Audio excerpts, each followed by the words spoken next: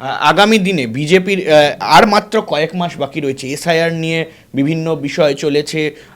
একেবারে বলা যায় যে শাসক দল তৃণমূল কংগ্রেস তারা উঠে পড়ে লেগেছেন বিভিন্নভাবে এসআইআর বন্ধ করার জন্য। এই ধরনের অভিযোগও উঠে এসছে। তা আগামী দিনে বিজেপির পথ চলা কেমন হলে বা এই আগামী 3 মাসে কেমন হলে আপনার কি সাজেশন রয়েছে নেতাদের কাছে? আমার সাজেশন আমি নেতাদের কাছে আলাদাভাবে জানিয়েছি, বিশেষ করে শুভেন্দু অধিকারীকে জানিয়েছি, কারণ আগামী দিনে মুখ্যমন্ত্রী হওয়ার মতন বিজেপিতে একজনই আছেন, তিনি শুভেন্দু অধিকারী। তিনি রাজ্য চষে বেরিয়েছেন এবং পুরো রাজ্যে ঘুরে ঘুরে সব জায়গায় মমতা ব্যানার্জির এবং তার দলের কুকীর্তি সম্বন্ধে মানুষকে অবহিত করেছেন। আগামী দিনে তিনি একমাত্র লোক যিনি মুখ্যমন্ত্রী হওয়ার যোগ্যতা রাখেন এবং আমি মনে করি যে তাকে মুখ্যমন্ত্রী হিসেবে ঘোষণা করে দেওয়া এখনই প্রয়োজন। আর সংগঠন সামলাচ্ছেন শ্রমিক ভট্টাচার্য। শ্রমিক ভট্টাচার্যকে আমি আজ থেকে নয়, গত 35 বছর ধরে চিনি। তিনি 35 বছর হয়ে গেল আমি চিনি এবং তিনি অত্যন্ত দক্ষ, অসাধারণ বক্তা, রাজ্যসভায় আছেন। এই দুজনের যে একসাথে যোগাযোগ, মানে এই যে কম্বিনেশন, এই যুগলবন্দির ফলে বিজেপি খুব হৈ হৈ করে এগিয়ে যাবে। বিজেপির সংগঠনে খামতি আছে, সন্দেহ নেই, কিন্তু শুধু সংগঠনই তো ভোট জেতায় না। সিপিএম এর চেয়ে বড় সংগঠন বা এত শক্ত সংগঠন আর কার ছিল? তা সত্ত্বেও 2011 সালে সিপিএম হেরে গেল। যদি কেউ মনে করেন যে বিজেপির সংগঠন নেই, সেই জন্য বিজেপি হেরে যাবে, বা তৃণমূলের সংগঠন আছে, তৃণমূলের হাতে পুলিশ আছে, তৃণমূল এত খুন করেছে, এসব করে তৃণমূল বেরিয়ে যাবে, সেটা খুব ভুল হবে। সেটা আদৌ হবে না, তার কোনো সম্ভাবনা নেই। আরও কিছু দু একটা জিনিস হয়েছে। অভিষেক ব্যানার্জি নাকি মুখ্য নির্বাচনী কমিশনের সাথে দেখা করে তাদের গিয়ে খুব চড়া গলায় বলে এসছেন, আঙুল তুলে কথা বলবেন না, আরো কি সব বলেছেন। হ্যাঁ, আমি মনোনীত, আমি নির্বাচিত, আমি মনোনীত। অভিষেক বন্দ্যোপাধ্যায়ের কোনো মৌলিক ধারণা নেই যে সংবিধান প্রণেতারা একটা খুব সুষ্ঠু ব্যবস্থা করেছিলেন।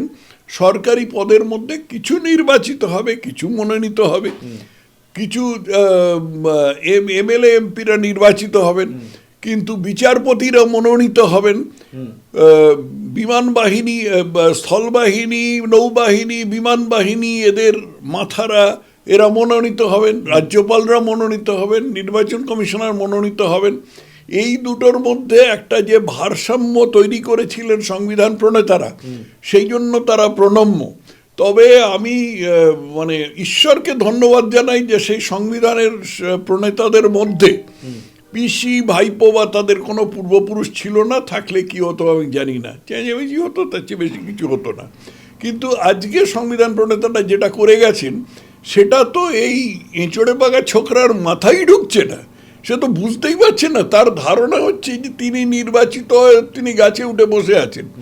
লালু যাদবও তো নির্বাচিত ছিলেন, বহুবার নির্বাচিত হয়েছেন, তারপরে বহু বছর জেলে কাটিয়েছেন, তো নির্বাচিত হলেই হয়ে গেল? এই জিনিসগুলো বোঝা দরকার। এর জন্য একটুখানি বুদ্ধিশুদ্ধির দরকার। আর আঙ্গুল উঁচিয়ে কথা বলেছে, বলবেন না, এই সমস্ত কথাই যে বলেছেন, এগুলো সাক্ষী কে? এগুলো যে উনি যে বেরিয়ে এসে মিথ্যে কথা বলছেন না, সেটা সাক্ষী কে? এই সম্বন্ধে একটু প্রশ্ন আমি সোশ্যাল মিডিয়ায় তুলেছি। আজকে আমি সুযোগ পেলাম বলে কথাটা বললাম। আপনি বলছেন শুভেন্দু অধিকারী তিনি চিফ মিনিস্টার বা মুখ্যমন্ত্রী হওয়ার যোগ্য প্রার্থী এই মুহূর্তে, একমাত্র যোগ্য প্রার্থী। সেক্ষেত্রে কোথাও গিয়ে আরএসএস অর্থাৎ রাষ্ট্রীয় স্বয়ংসেবক সংঘ তারা কি কোথাও গিয়ে মেনে নেবে? কারণ শোনা যায় যে আরএসএস বিজেপির অনেক পথ চলা বা দিকপাল হিসাবে কাজ করে। তারা কি মেনে নেবে শুভেন্দু অধিকারীকে? শুনুন, আরএসএস কোনো রাজনৈতিক প্রতিষ্ঠান নয়। আরএসএস দৈনন্দিন রাজনীতিতে কখনো হস্তক্ষেপ করে না। বিজেপিতে যারা স্বয়ংসেবক আছেন, আমিও তার মধ্যে একজন আছি স্বয়ংসেবক, যদিও আমি এখন সক্রিয় বিজেপিতে নেই, কিন্তু রাষ্ট্রীয় স্বয়ংসেবক সঙ্গে আমি 100% স্বয়ংসেবক আছি। প্রতি বছর আমি এর সময় গুরু পূর্ণিমার সময় আমি গিয়ে গুরু দক্ষিণা দিই।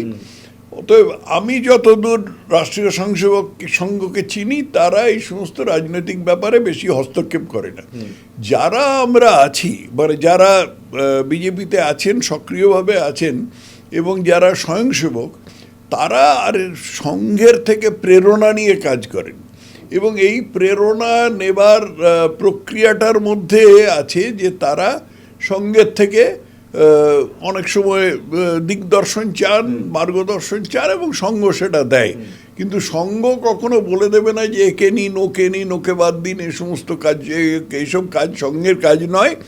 সংঘের কাজ হচ্ছে হিন্দু সমাজকে হিন্দু হিসেবে জাগ্রত এবং সংগঠিত করা। ওটা রাজনীতি ও যে সমস্ত বিবিধ ক্ষেত্র আছে তারাই করবে। আগামী দিনে বিজেপির আর মাত্র কয়েক মাস বাকি রয়েছে, এসআইআর নিয়ে বিভিন্ন বিষয় চলেছে, একেবারে বলা যায় যে শাসক দল তৃণমূল কংগ্রেস তারা উঠে পড়ে লেগেছেন বিভিন্নভাবে এসআইআর বন্ধ করার জন্য, এই ধরনের অভিযোগও উঠে এসছে। তা আগামী দিনে বিজেপির পথ চলা কেমন হলে বা এই আগামী 3 মাসে কেমন হলে আপনার কি সাজেশন রয়েছে নেতাদের কাছে? আমার সাজেশন আমি নেতাদের কাছে আলাদাভাবে জানিয়েছি, বিশেষ করে শুভেন্দু অধিকারীকে জানিয়েছি, কারণ আগামী দিনে মুখ্যমন্ত্রী হওয়ার মতন বিজেপিতে একজনই আছেন, তিনি শুভেন্দু অধিকারী। তিনি রাজ্য চষে বেরিয়েছেন এবং পুরো রাজ্যে ঘুরে ঘুরে সব জায়গায় মমতা ব্যানার্জির এবং তার দলের কুকীর্তি সম্বন্ধে মানুষকে অবহিত করেছেন। আগামী দিনে তিনি একমাত্র লোক যিনি মুখ্যমন্ত্রী হওয়ার যোগ্যতা রাখেন এবং আমি মনে করি যে তাকে মুখ্যমন্ত্রী হিসেবে ঘোষণা করে দেওয়া এখনই প্রয়োজন। আর সংগঠন সামলাচ্ছেন শ্রমিক ভট্টাচার্য। শ্রমিক ভট্টাচার্যকে আমি আজ থেকে নয়, গত 35 বছর ধরে চিনি।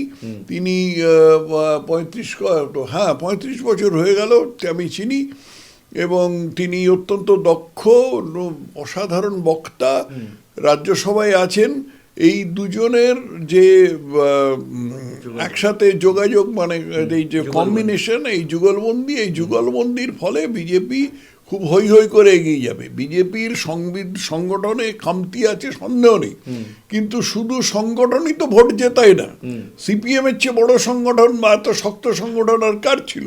তা সত্ত্বেও 2011 সালে সিপিএম হেরে গেল।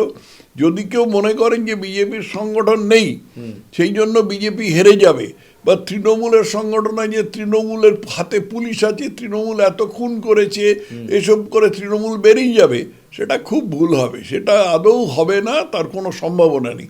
আরও কিছু দু একটা জিনিস হয়েছে। অভিষেক ব্যানার্জি নাকি মুখ্য নির্বাচনী কমিশনের সাথে দেখা করে তাদের গিয়ে খুব চড়া গলায় বলে এসছেন, আঙুল তুলে কথা বলবেন না, আরও কি সব বলেছেন। হ্যাঁ, আমি মনোনীত, আমি নির্বাচিত, আমি মনোনীত। অভিষেক বন্দ্যোপাধ্যায়ের কোনো মৌলিক ধারণা নেই যে সংবিধান প্রণেতারা একটা খুব সুষ্ঠু ব্যবস্থা করেছিলেন, সরকারি পদের মধ্যে কিছু নির্বাচিত হবে, কিছু মনোনীত হবে।